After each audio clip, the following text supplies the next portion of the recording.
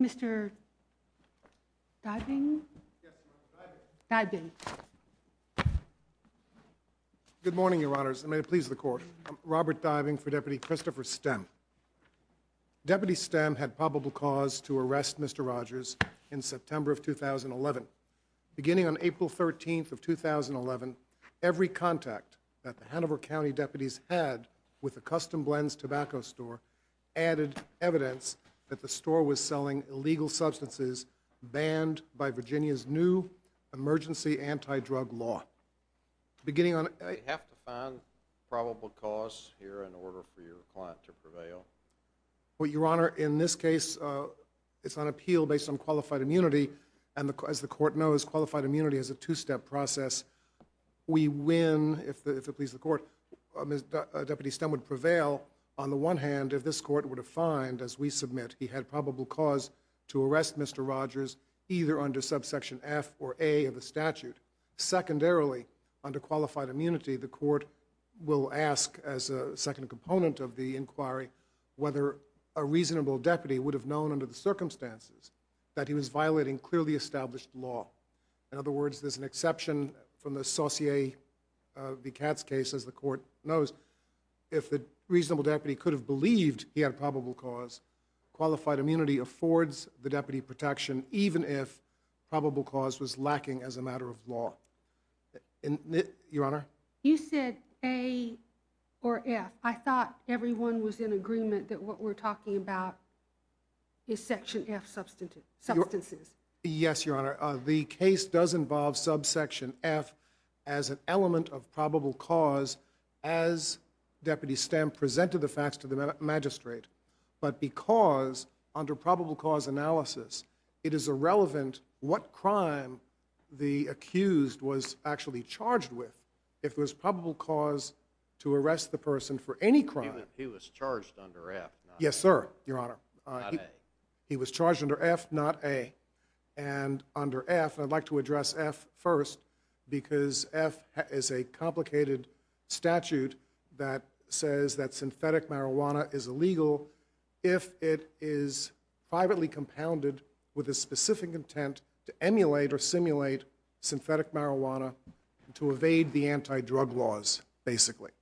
I think it's my impression, or at least I'm pretty clear on probable cause with respect to believing that the substances might emulate synthetic cannabinoids. The piece that I had difficulty with, and it seemed to trouble the district court as well, is the part that deals with Specific cause to believe it was privately compounded with specific intent. Yes, Your Honor. To emulate synthetic cannabinoids. Of course, and that is the heart of the case. How do we judge intent? When smugglers change a car, hollow out the car's panels in order to transport drugs across the border, what was the specific intent of the person who changed the interior of that car? Do we need to know who that person was or where those changes to the car's interior were made? Do we need to know the conditions under which that change was made? And the answer I submit is no. Does it matter that we're dealing with two separate entities here, the arrestee and the compounder? Those are not one and the same in this case. Indeed, Your Honor, and that's what makes this statute especially curious, because it requires the specific intent of Y as a predicate for arresting X. And how do we know the specific intent of Y, the compounder, in order to justify arresting X, Mr. Rogers? And the answer I submit is that a number of factors combine to form a compelling case of specific intent. Number one, this product was marketed as Bayou Blaster, along with Kush, which is a term that means marijuana, Atomic Angel, Hazy Trainwreck. These are not terms that one would use to connote a fragrance, Eau de Paris. These are terms that connote getting high. Next, the product was... So these are all, you're starting to go through the list of the things that you would say would allow a reasonable officer to draw a reasonable inference of the intent of the other party of the compounder. Okay. Yes, sir. All right. And the products were sold at $38 for 1.5 grams. As the court knows, 1.5 grams is about the size of a couple of match heads. If indeed it was herbal incense designed to be smoked or burned for its aromatic qualities, that would last about a minute, perhaps, $38. Indeed, if it was herbal incense, why did it contain AM2201, a known synthetic cannabinoid? We're here on an undisputed factual record. Deputy Stem's facts were not challenged in the district court. Deputy Stem received special training in designer drugs, including the identification, the chemical properties, and characteristics of designer drugs. And when the DFS, the Division of Forensic Science, analyzed Bayou Blaster and determined that it contained AM2201, Stem knew from training, as did his fellow investigator Parkno, that AM2201 was synthetic marijuana. I also would note for the court's consideration that on the very first visit to the store on April 13th, Investigator Parknow noticed and seized an open packet of K2. K2 is a listed drug under subsection A. And that illustrates that from the start that this store was known to have an illegal drug in its possession. Well, that goes to the intent of the retailer, not I understand, Your Honor. compounder. I don't mean to get off the track of specific intent of the compounder. If you could just stay with that for just a minute. Of You've course, given us of course, two. of course. Next, if it were indeed herbal incense, why did they put AM2201 in it? That just defies logic why an aromatic would contain synthetic marijuana. Next, it's marked and marketed not for human consumption, but sold with a toxicology report. Methinks they protest too much. If it's not for human consumption, what are they doing with a toxicology report? For cannabinoids. They knew, the compounder knew this was going to be smoked. They all knew it was going to be smoked. The clerk at the store said that she had tried Atomic Angel. It gave her the caffeine jitters. A customer said this stuff was too expensive not to work. To work? Incense works? No, marijuana works. They all knew what was going on. And the compounder, by marketing this substance as Bayou Blaster, as Hazy Trainwreck, sending it not for human consumption, wink, wink, with a toxicology report, knowing it would be consumed, allows us to draw a compelling inference, not just permissive, I submit, but a compelling inference that the manufacturer, the compounder, intended this to be evade the anti-marijuana laws and to be synthetic marijuana. I could not, I don't think the record reflects any attempt to contact the compounder. It does not, Your Honor. I think the compounder was out of state, and I don't know what influence that played in the role and the decision to proceed against Mr. Rogers and not against the compounder. But that was... But if in fact he was out of state and there was no bar with respect to the compounding in that state, doesn't that suggest a different intent, a lawful intent? And that, Your Honor, it gets us into a slightly different topic of that of qualified immunity. Because in qualified immunity cases, the officer is protected unless he violated clearly established law. The statute under which Mr. Rogers was charged refers to the But specific... everything you just went through also goes to qualified immunity. I'm sorry, Your Honor? Doesn't everything, all the items that you just listed that could lead to a reasonable inference, that also plays into the qualified immunity analysis, doesn't it? Correct. And under Saucier, the court can proceed under either prong of the qualified immunity inquiry. If the law is found to be unclear and unestablished, then Deputy Stem, without further probing into the whether there's a constitutional violation, Deputy Stem would still prevail. But the statute only refers to the specific intent of the compounder. It doesn't refer to where the compounder might be. Deputy Stem was entitled to enforce the statute as it was written on an emergency basis. The district court... Well, but the intent is the intent to evade Virginia law, right? Yet one would assume that, Okay. and that well, can if happen. you've got a compounder who's operating out of state with no indication of where the product will end up, how does that support a specific intent to evade this statute? Well, it was sent to Virginia. The person, whether the compounder was in America or a foreign country, if the compounder sent the product to Virginia, ignorance of the law is no excuse, I submit, even if you're from out of state. And if the person compounded it in Pennsylvania and mailed it to Virginia at a time when Virginia had a law banning synthetic cannabinoids, then that person, I submit, would have the specific intent satisfactory, sufficient to charge Mr. Rogers under the first part of subsection F. The statute doesn't say where the compounder has to live. The district court raised what we believe to be unnecessary and an impossible hurdle by saying that STEM was faulted for not knowing the identity of the compounder. The statute doesn't require that. Faulted STEM for not knowing where, when, or under what conditions AM 2201 was compounded. The statute doesn't require that. Could I clarify one thing? You said, it was my understanding that each lab test of the seized herbal incense products came back negative for Section A chemicals? That's correct, except with regard to the K2 that was seized on April 13th. That is a Section A substance, and that was seized April 13th. And Mr. Rogers, on September 8th, during execution of the search warrant, admitted that the K2 was on a desk that he referred to as his desk, and that it was a sample. Why a store is getting sample illegal drugs is another question. Right, but he was not offering it for sale.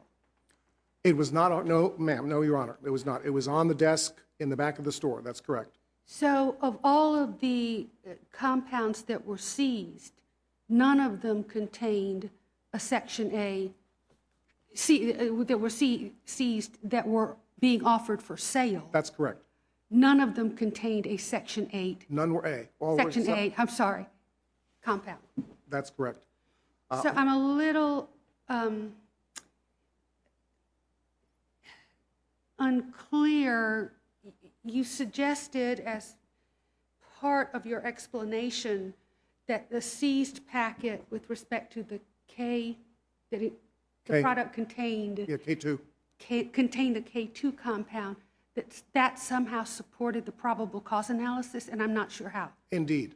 Your Honor, when Deputy Stem presented facts to the magistrate in his affidavit and his verbal discussion with the magistrate, he told the magistrate that Mr. Rogers, on September 8th, had admitted to having a sample package of K2 on his desk. That was the time in September of 2011 when Mr. Rogers connected himself by that statement to the K2 that was found in April. That provided a nexus to charge him with a subsection A violation. Was he so charged? No. But need he have been so charged for probable cause to exist? He need not have been so charged. The cases are clear. The probable cause exists even if the suspect, the arrestee, could have been charged for an entirely different crime than that for which he was charged. When Stem applied for the arrest warrant, he referred to BioBlaster and other blends as spice, did he not? Oh, he did, Your Honor. And if we could redraft that affidavit to change the generic term spice to AM 2201, which has been determined, I'm sorry, to BioBlaster, which has been determined by DFS to contain AM 2201. Since then? I mean, nothing in BioBlaster at the time, it was not a Schedule A substance at the time. It was not Schedule A, but it So was a synthetic cannabinoid as per Deputy Stem's training. the problem, though, is it could be interpreted as an intent to mislead. In which case, the court may strike whatever it deems misleading about Deputy Stem's. Well, you can't do, Well, I'm sorry, go ahead. I believe, Your Honor, I believe the law in this circuit is that if statements to a magistrate with regard to probable cause are found to be misleading, that the court may strike the misleading parts or those that are believed to have misled the magistrate, substitute what would have been true. I believe that methodology is what, in the Franks case, designed to remedy cases where a misleading statement has been made innocently or otherwise. Strike the misleading statement, insert the statement that should have been made, in which case probable cause would have existed, because STEM had known that AM-2201 was in Bayou Blaster. That was a subsection F substance, and he had compelling circumstantial evidence of the specific intent. A221 is a substance, is a section F substance? AM-2201. Yes, it was, yes, STEM was trained that AM-2201 was a synthetic cannabinoid. He received special training in designer drugs, and that was one of them. Your Honor, I see I have 30 seconds left. I'd like to just raise... Well, let me ask you another question about the specific intent element, because you said that ignorance of the law generally is no defense, and I agree with that as a general proposition, but the way this statute is written, it talks about the specific intent to circumvent the criminal penalties for synthetic cannabinoids. Doesn't that suggest that there has to be some knowledge on the part of the compounder with respect to those criminal penalties? Your Honor, I don't believe so. I don't believe that the compounder has to know the specifics of Virginia law in order to have that specific intent. I'm sorry. Section F is this catch-all provision for non-listed substances, correct? That's correct. And AM-2201 is, STEM knew was privately compounded with the specific intent to circumvent criminal penalties? He was trained that AM-2201 was a synthetic cannabinoid. But that's not enough for Section F. I mean, Understood. that's the problem. It's the predicate. You start with the synthetic cannabinoid, then what was the specific intent of the compounder? No. This was really going back to my question about the application for the arrest warrant. And you said to substitute for spice something we know to be true, and that is that AM-22, substitute items, products containing AM-2201, and that doesn't help either, because that gets you into the same problem that you are running into a probable cause for the other substances, and that is it depends on whether or not you can, the officer had a basis for believing that it was privately compounded with specific intent. And that's so you can't, I mean, it becomes, your explanation becomes a circle. I don't believe it's circular, Your Honor, because STEM's, if I can, I just ask the court's No, sure, permission. I asked you Yes. the question, and you still have time for rebuttal as well. Understood. The circularity really disappears. The first part of the inquiry is, are we dealing with a synthetic cannabinoid? STEM was trained that AM-2201 fit that bill. Next, what is the specific intent of the compounder? And there we don't have direct evidence, we have circumstantial evidence. And of course, when we're dealing with intent, we always have to rely on circumstantial evidence. And none of that was brought to the attention of the magistrate? Not to my knowledge in those terms, Your Honor. And again, I mentioned... Or in any terms that indicates the dependence of Section F on this finding of specific intent. STEM made a conclusory statement that he knew that the spice was privately compounded with a specific intent. That is a conclusory statement that did not contain the specifics involving the elements of circumstantial evidence that I listed for the court today. But I do think that there's evidence of circumstantial evidence of intent to satisfy F. And I see that am I in my rebuttal time now? You will have your full time for rebuttal. Thank Okay, you very thank you, Your much.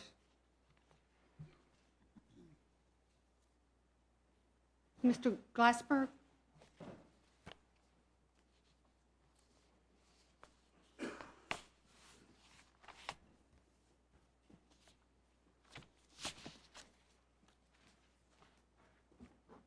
If it please the court, I'm Vic Glassberg. I represent Roy Rogers.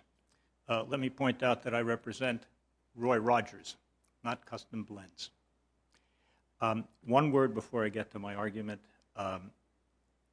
This is the first time I've heard of a claim being made regarding subsection A. That has never appeared in this case, and if I'm look at the appendix on page I 431. think we understand that. Yes. Thank you. Deputy Stem is the source of his problems. His counsel said here that the statute here is especially curious. In the district court, counsel said, I'll be the first to admit that the statute is not the best. That's at the appendix at 443. He also said that the statute leaves something to be desired, appendix at 440. In fact, it doesn't. This is the only known prosecution under subsection F. If you undertake to use a wrench as a screwdriver and it doesn't work, don't blame the tool. Blame the choice of instrument. This statute has one strict liability element. If you sell something or possess something that has these given chemical compounds, you can go to jail. If you sell something that was compounded with a specific intent of mimicking marijuana and violating Virginia law, you go to jail. That difference is critical for retailers, as any seller of Sudafed will tell you, as any seller of airplane glue will tell you, as any seller of alcoholic hand cleanser will tell you, all known, subject to abuse. The statute makes perfect sense and avoids the difficulties that counsel, both in this court and in the district court, have identified if aimed at the right people. Basement lab compounders. They're there in Hanover. I will, not by way of introducing evidence into the case that isn't in the record below, but not 2 months ago, I was hiking up Old Rag with somebody who we were talking about stuff, and I was explaining about my work, and he was telling me that he was compounding spice in his basement in Prince William County. I told him that I wanted to subpoena him to trial. These things happen. They're local, and the Virginia General Assembly has the perfect right to try to Probably stay not ahead. going to go hiking with you again. Excuse me? He's probably not going to go hiking with you again. I'm sorry, sir. I I didn't. said he's probably not going to go hiking with you again. I think you're right, because I told him I'd subpoena him.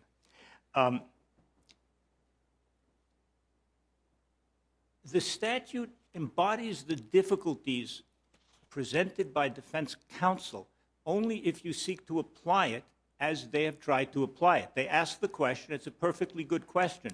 What amount of evidence and what kind of evidence do I have to get against X to criminalize Y? In fact, the district judge observed in oral argument that this raised constitutional issues. Since we're dealing with qualified immunity, I didn't even raise that issue. I think that would be clear in a criminal case. We didn't touch that in this case. Mr. Diving listed a number of factors that he claimed led to at least a circumstantial case. And of course, we're dealing with probable cause, not proof beyond a reasonable doubt. And intent oftentimes, as he pointed out, is difficult to find evidence of directly. Why isn't that circumstantial evidence that he listed sufficient? Okay, let me review the circumstantial evidence. Counsel talks about the funky names, Bayou Blaster. I don't think he used that term.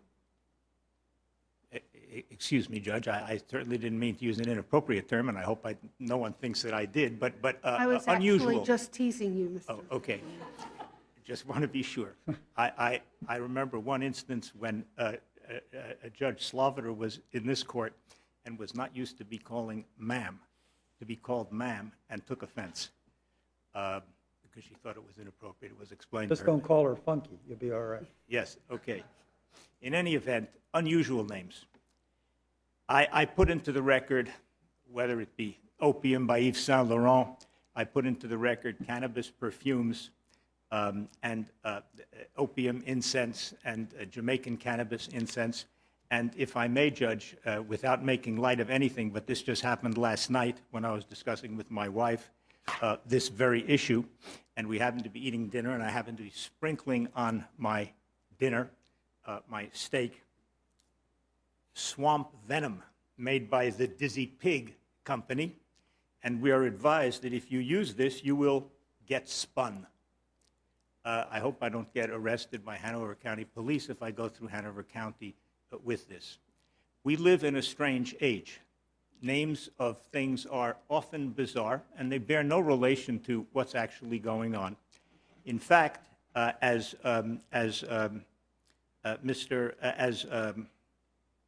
Deputy Spen recognized himself and offered this example, I don't know if he offered it or I did, at page 204 of the appendix, the names are like those of rock bands with no rhyme or reason, page 204. But even though there may be a particular item, Bayou Blaster by itself, that doesn't lend itself to being a reasonable inference, opposing counsel gave a long list of items that I assume his argument is taken together that would permit a reasonable officer to draw an inference as to intent.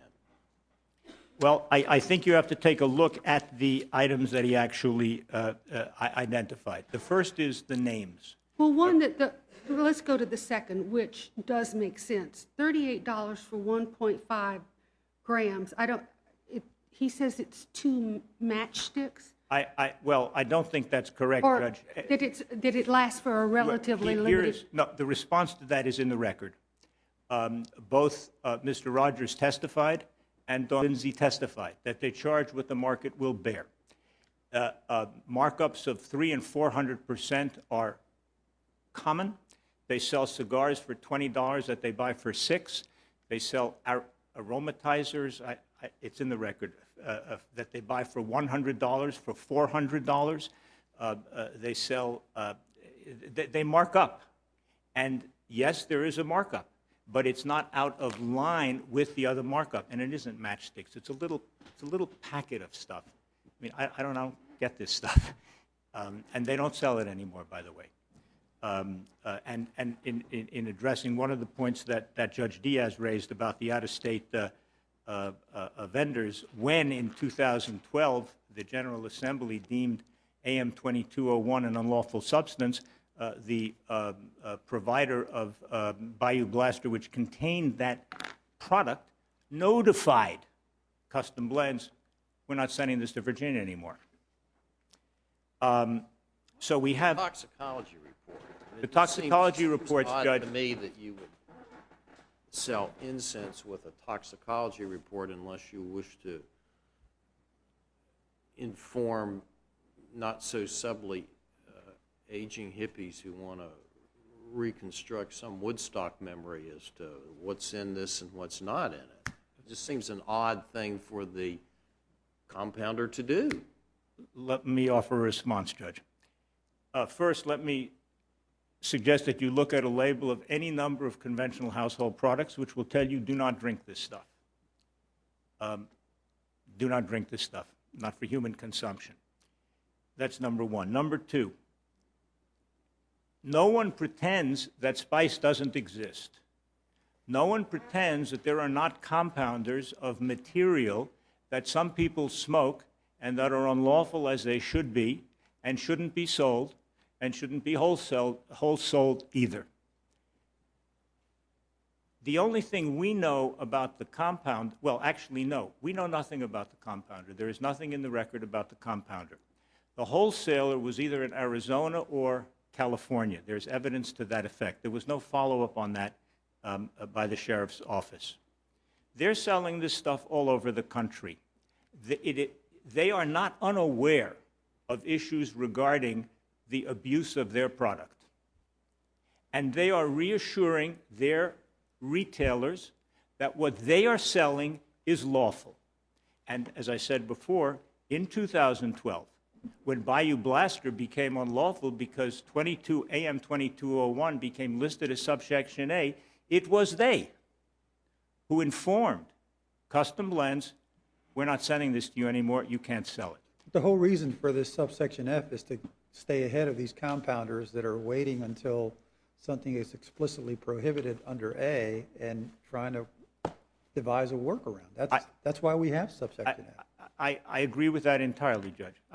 That's correct. So how is an officer supposed to enforce this statute? And isn't qualified immunity is supposed to protect all but the plainly incompetent? What is it about these set of facts that make Officer Stem plainly incompetent?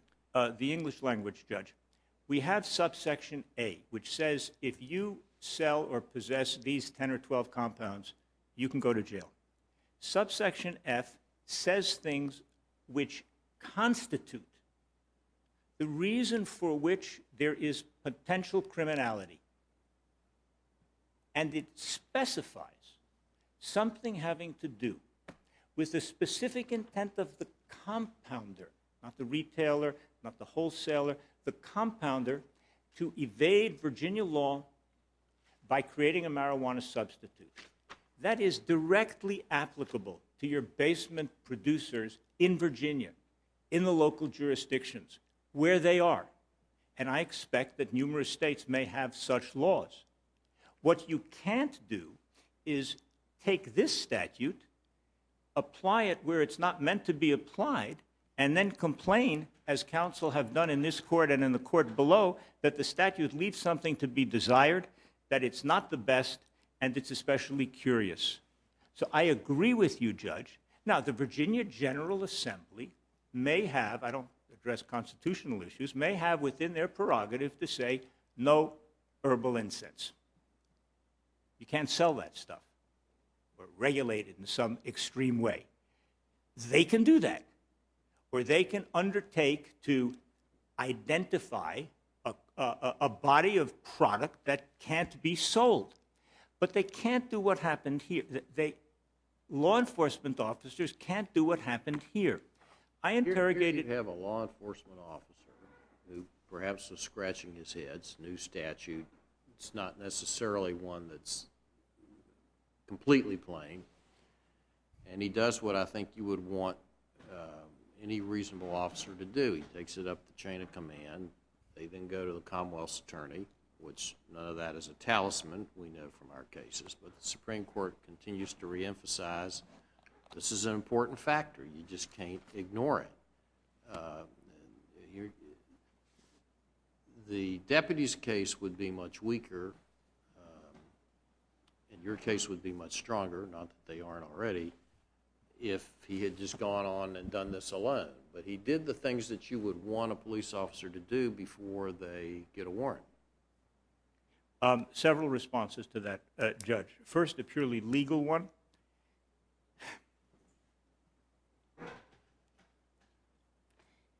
He did fudge a little on the warrant, though. Pardon me? He Well, did yeah, fudge that's a the second little one. on That's the on second one. But yeah. first, okay, I'm sorry. Take first, them in order. The first response is purely legal. I recognize that he went to others, and I understand the Torchinsky case. I understand that.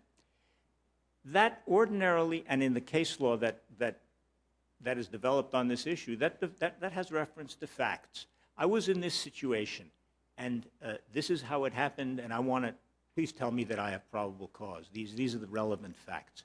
Here we're dealing with a statute. It's a question of law. What is the scope of the statute? What are the elements of probable cause? And if I'm going to proceed under subsection F, am I to do anything at all regarding the specific intent of the compounder to avoid Virginia law by altering a radical? I submit to you that they have to address that.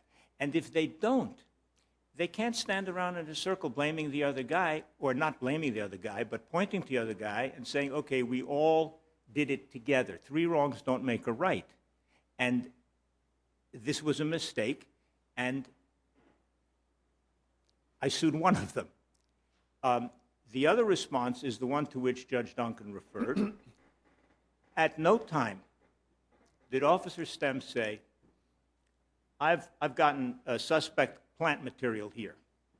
I think it may be subsection F, because it isn't subsection A. No subsection A. It's subsection F. It's plant material. Well, it's not illegal. It's not illegal unless I can show that it's been manufactured, compounded for the purpose of expressly violating Virginia law. Well, what you are being told, essentially, is my training and experience is sufficient. I can rely on my training and experience, and that is enough to establish both probable cause and qualified immunity. I respectfully submit that that usurps the role of two branches of government. First, it usurps the role of the legislature. The legislature said these 10 compounds, these 12 compounds, and then in 1912, I think it's been amended twice, they keep on adding compounds, as is their right. These compounds are illegal, you cannot buy them, sell them, possess them. And then we have this other category where it's not illegal unless you show A, B, C, and D about the specific intent of the compounder. Officer Stem comes in and says, my training experience says that this is spice. It's not A, and he has nothing on F, and he tells the magistrate, and he tells his bosses and the Commonwealth's attorney, this is my training and experience, and it's spice. I don't think he can do that with regard to the legislative determination. I also don't think he can do it to you, because it is the judges who say what the law is. And I quoted Marbury versus Madison for the first time in my legal career, and I think it applies. Mr. Glassberg, what, in your view, would Officer Stem have had to do to show the specific intent of the private compounders? What evidence would satisfy you? I can speak in principle. As a practical matter, I think it might have been difficult, because we don't even know who it is, and we don't know where it is. We have no knowledge of it. For all we know, the AM-21 is a desiccating agent or something put on by the grower. I don't know. I don't have information on it. In principle, then? He would have had to obtain some information that could permit a magistrate to make a reasoned determination that the specific that there was a compounder. Such as, but you're reading the statute to me. What would do that? Judge, that would be very difficult with this product. This product comes to Virginia in a triple sealed envelope, in the same form, with the same print, identical to the envelopes that were issued to sell this product before this statute came into existence. And the invoices that Deputy Stem seized, some of them for this product, antedated the statute. I suppose, I mean, let's say it were in Maryland. Let's say that it was a local place. They could send out the Maryland state troopers to the manufacturing plant and do an investigation and do whatever police personnel do and determine that they are intending to violate known law. I think the problem is the application of the statute to this situation. The failure to recognize that subsection F required a host of elements that were simply unavailable here. It's not that they tried and failed, Judge. It's not that they looked and couldn't succeed. They didn't see the issue. They saw spice, told everyone that it was spice, got the warrant because it was spice, and it was only when they got to the criminal court that the judge said, "What's this? There's no offense." That's my best response.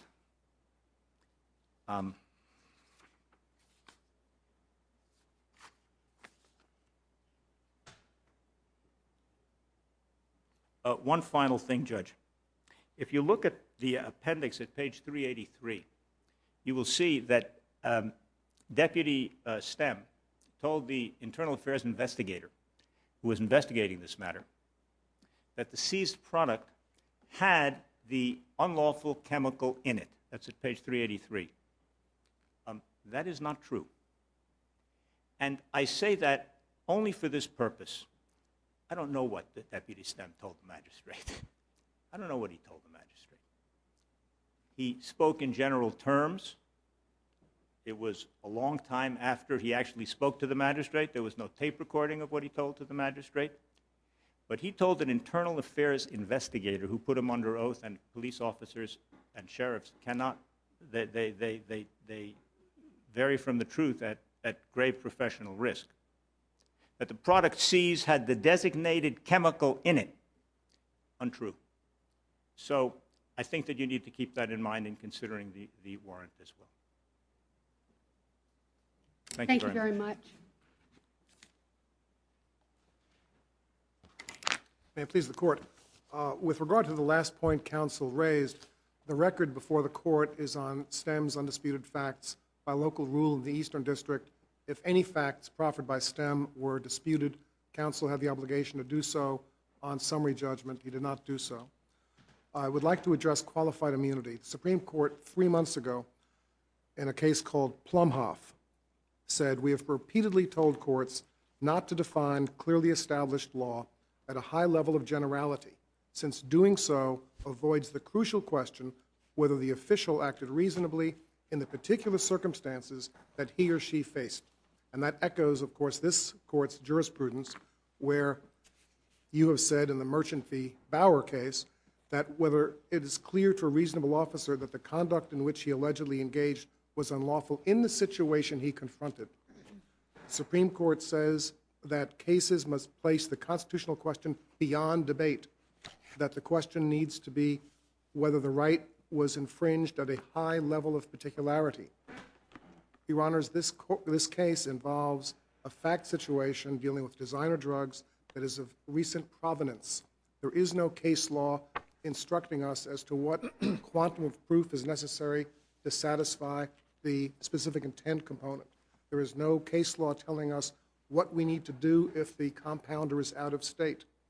There is, however, and I submit in defense of Deputy STEM's conduct, abundant circumstantial evidence from which a reasonable deputy could believe that the Virginia statute, as then written, it has since been repealed, but the Virginia statute was enforceable.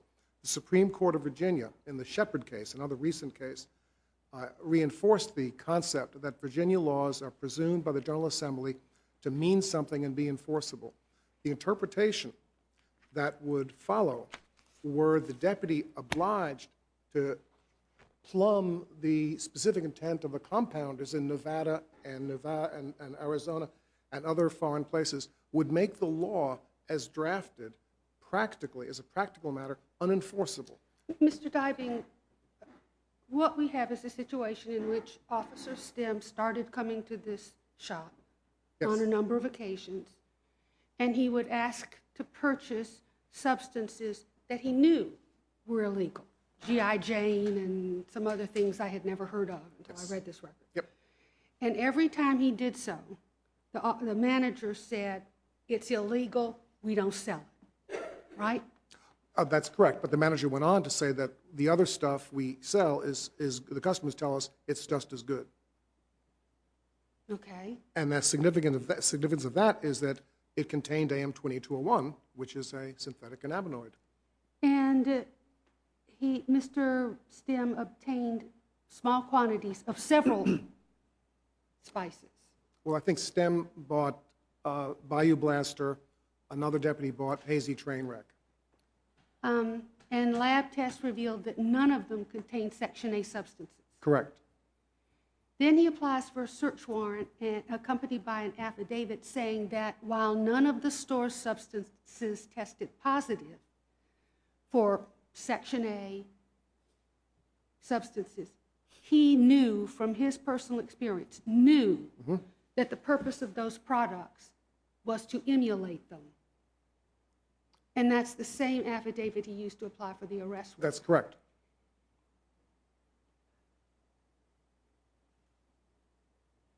All that the magistrate judge knew is that was asked to rely on was the investigator's certainty that the purpose of these substances was to emulate illegal ones.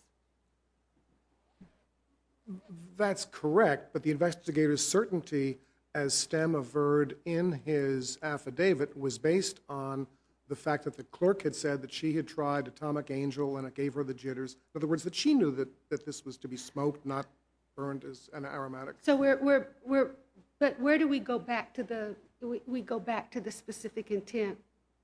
Oh, I think ultimately the specific intent dealing with the probable cause vel non inquiry depends on the circumstantial evidence that we alluded to earlier. But even with respect to the qualified immunity analysis, does it not seem to you that there's some fudging going on in that It was warrant? conclusory. I don't think he was fudging. I think Stem meant every word he said. He found synthetic cannabinoids, AM2201, in Bayou Blaster.